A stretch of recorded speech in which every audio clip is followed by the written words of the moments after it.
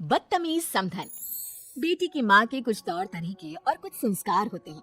बेटी का घर बसे या फिर उजड़े, ये तो बेटी की माँ पर ही निर्भर करता है। लेकिन क्या हो जब माँ हो कुछ ऐसी? क्या करूं, बेटी की माँ हूँ। हर पल उसकी चिंता मुझे सताती रहती है। अरे अपने कलेजे के टुकड़े को कैसे अलग कर दूं? हाँ जी, मैं भी समझती हूँ। मेरी भी एक बेटी है जिसकी शादी हो गई है। लेकिन बहन जी, आप समझिए तो। क्या समझू समधन जी? वैसे सही बोल रही हैं आप भी बेटी की माँ है। लेकिन समधन जी, आप कहाँ समझती हैं? अगर समझती तो यूं मेरी फूल जैसी बच्ची से काम ना करवाती। अरे देखिए, हाथ देखिए इसके कैसे मजदूर वाले हो गए हैं। तभी वहाँ बहू आ जाती है जिसकी माँ उसकी सास से लड़ रही होती है। माँ, ये आप क्या बोल रही हैं? थोड़ा सा तो काम है। आप बात को इतना बड़ा क्यों रही हैं? और वैसे भी घर का काम करना मेरी जिम्मेदारी है।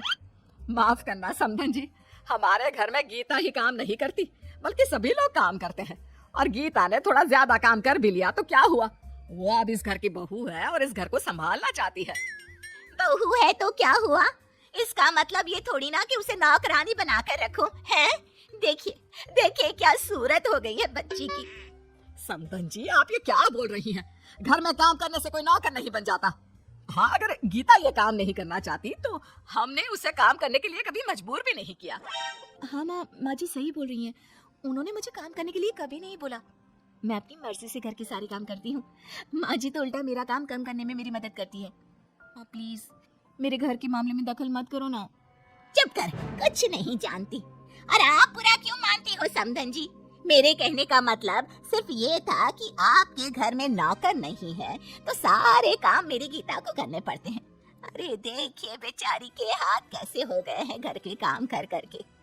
पहले गीता को मैं काम पर हाथ लगाने तक नहीं देती थी और अब उसकी हालत मुझसे देखी नहीं जाती। माँ बस करिए ना और मेरे साथ अंदर चलिए, वहाँ बात करते हैं। अगले दिन पार्टी में आस पड़ोस के लोगों से। अरे वो देखो, गीता लोग भी आ गए हैं। गीता और गीता की सास तो आ गई, लेकिन ये तुम्हारी माँ कहाँ रह गई? मैं भी आ गई। मैंने कहाँ जाना है जी? लो आ गई गीता की माँ। अरे वाह, तुम्हारी साड़ी तो बहुत सुंदर लग रही है। लगता है बहुत महंगी है। महंगी क्यों ना हो, ये साड़ी मेरी गीता ने मेरे लिए पसंद की थी और कहा था, माँ आप इस साड़ी में खूब जचेगी। बेटी है ना मेरी, बहुत ख्याल रखती है मेरा। अरे गीता को महंगी साड़ी पसंद है? हमें तो लगा था गीता को सिंपल साड़ियाँ ज्यादा पसंद है, इसलिए वो ज्यादातर ऐसी साड़ियाँ पहनती है। नहीं नहीं, साड़ियाँ मुझे बहुत पसंद है, लेकिन भारी साड़ियाँ मैं ज्यादा पहनना पसंद नहीं करती। हाँ, और वैसे भी साड़ी ही तो है। समधन जी, आप तो ऐसा ही कहेंगी क्योंकि सारा पैसा तो आप अपने लिए अच्छी साड़ी खरीदने में लगा देती हैं, तो मेरी बेटी के लिए कहाँ बचता होगा। वैसे भी देखिए कितना एडजस्ट कर रही है वो आप लोगों के घर। माँ अब फिर शुरू हो गई। सिंपल साड़ियाँ गर्लिश लुक देती हैं और हैवी में मैं अम्मा या बड़ी औरत जैसी दिखती हूँ। चुप कर, क्या मैं झूठ बोल रही हूँ? आप खुद ही देख लीजिए मेरी समधन की साड़ी, देखिए जरा और एक नजर मेरी बेटी की साड़ी पे डालिए और फिर बताइए आप खुद। हाँ बोल तो आप सही रही हैं, सास की साड़ी बहू की साड़ी से ज्यादा महंगी है। ये तो कोई ठीक नहीं है। क्यों, क्या ठीक नहीं है? माँ जी आप प्लीज इन लोगों की बात का बुरा ना मानिएगा।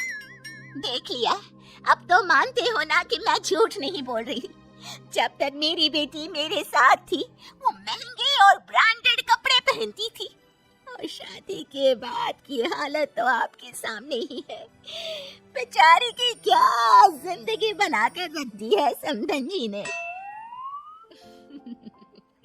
ऐसे ही गीता की माँ हर जगह हर समय गीता की सास की बेइज्जती और उनके साथ बदतमीजी करती ही रहती है। लेकिन एक दिन, आप हमारा दिया हुआ कोई तोहफा क्यों नहीं लेती?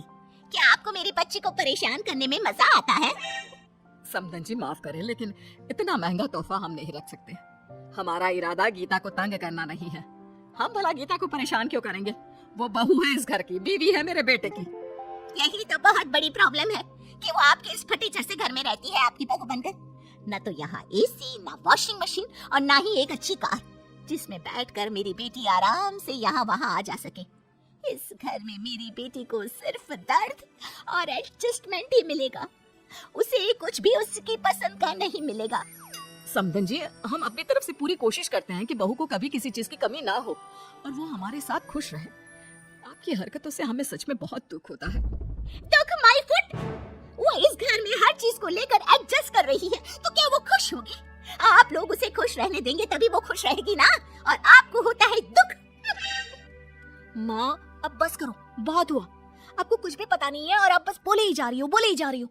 आप क्या जानो फैमिली कैसी होती है, आपको कैसे पता चलेगा? आपने आधे से ज्यादा वक्त तो अपने करियर को दिया है। तुम्हें क्या लगता है वो सब मैंने किसके लिए किया? अपने लिए नहीं, तुम्हारे लिए बेटा, ताकि तुम्हें कभी किसी चीज की कमी ना हो, ताकि लोग तुम्हें नीचे न देखें। लेकिन माँ, मुझे उस वक्त पैसों की नहीं, आपकी जरूरत थी। जब मुझे आपकी जरूरत पड़ी, आप मेरे साथ कभी नहीं रही। क्यों आपके लिए आपके काम से ज्यादा जरूरी कुछ नहीं था? आपके बच्चे भी नहीं। तो फिर ये बहाना मारना तो छोड़ दीजिए कि आपने वो सब मेरे लिए किया। असल बात तो ये है कि वो सब आपने केवल अपने लिए किया। पता नहीं इन लोगों ने क्या पट्टी पढ़ा दी है मेरी बेटी को। अब ये भी इन मिडिल क्लास लोगों की तरह ही बात कर रही है। बहू का गुस्सा माँ के प्रति फूट पड़ता है और फिर वो जो शुरू होती है। बंद कीजिए बात बात पर माँ जी की बेइज्जती और उनके साथ बदतमीजी करना। अगर आप उनकी इज्जत नहीं कर सकती तो कम से कम उनकी बेइज्जती तो मत कीजिए। आपको क्या पता उन्होंने मेरे लिए क्या क्या किया है। आप जानती हैं, पिछले महीने मुझे बहुत तेज बुखार था और माँ जी ने उस वक्त 1 हफ्ते तक मेरा इतना ख्याल रखा, मेरे पैर बिस्तर से नीचे नहीं पड़ने दिए। काम तो दूर की बात है। ये है मेरी फैमिली जिसकी आप भर भर के बेइज्जती करती है, और ऐसी है मेरी सास जिनके साथ आप बदतमीजी से पेश आती है। वो बस चुप इसलिए है क्योंकि वो आपकी इज्जत करती हैं, इसलिए उनकी चुप्पी का गलत फायदा मत उठाइए। माँ जी हर चीज में अपने से पहले अपने परिवार के बारे में सोचती है। मुझसे मेरी पसंद नापसंद पूछती है। क्या आपने कभी मुझसे पूछा कि मुझे क्या पसंद है और क्या नापसंद? इसलिए दूसरों पर इल्जाम लगाना छोड़ दीजिए मम्मा। भले ही मेरे परिवार के पास आपकी तरह बड़ी गाड़ी ना हो, नौकर वगैरह ना हो, लेकिन उनके पास मुझे प्यार करने का, मेरे ख्याल रखने का, मुझसे 2 बातें करने का टाइम जरूर है, जिससे मैं बहुत खुश हूँ। इसलिए आप बार बार माँ जी से बदतमीजी करना बंद कीजिए और वो रहा रास्ता, आप जा सकती हैं। बेटा, ऐसे बात नहीं करते माँ से। नहीं समधन जी, वो सही कह रही है। मुझे माफ करें, मुझे मेरी गलती का एहसास हो गया है।